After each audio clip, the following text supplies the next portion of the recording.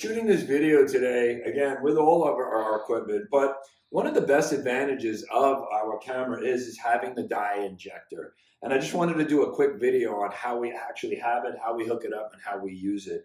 So the dye injector will literally go on the end of the ball, and it'll hang out and extend about an inch over the head of the camera. So you're literally looking at the injector while you're using it. So you slip the end of the tube in through this, slip it on the head. And now I just also wanted to explain that we don't use the dye injector when we're using the camera. We only use it when we see something like the crack in this pipe that we're going to show you in a minute.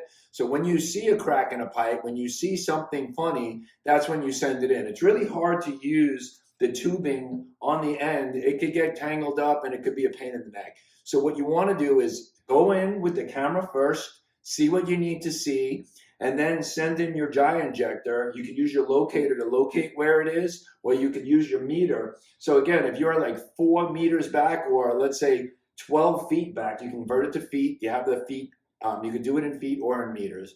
So if you're 12 feet back, when you see the crack, pull your camera back out, hook your tubing back on, your dye injector sits on top of it, send it back into around the same distance, see what you need to see, and inject. And in this picture, in this video that we're showing you right now, you can see the dye actually getting pulled into that crack, and that's where the actual leak is.